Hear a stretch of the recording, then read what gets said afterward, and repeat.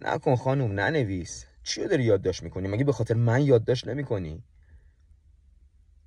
میخوای بدونی چرا میخوام فیلم ساز بشم؟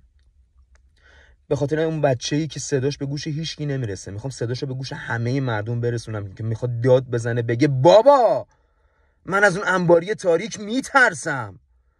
انقدر منو تحقیرم نکن، انقدر کتکم نزن.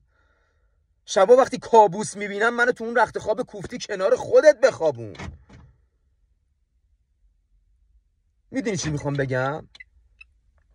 میخوام بگم نتیجه اینجور تربیت کردن میشه یه مش قاتل روانی جانی که تحویل اجتماع داده میشه. حالا اگه یه نفر شانس بیاره قصر در بره بشه هنرمند، میشه یه هنرمند دوزاری در پیت مثل من که 50 سال جون میکنه نمیتونه فیلمشو بسازه.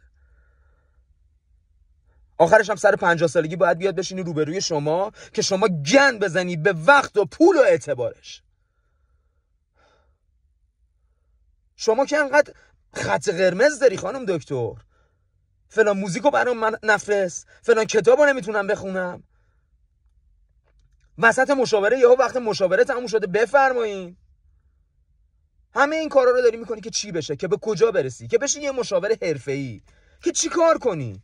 که حال مردم رو خوب کنی. خب خوب کن. ببین من این بودم وقتی پیشت اومدم. تمام هوش حواست به اون ساعت رو دیواره که ببینی کی وقتم تموم میشه بیام کارتمو بکشم بری با پولش ساعت و تیر و تخته بگیری بریزی وسط سمساریت.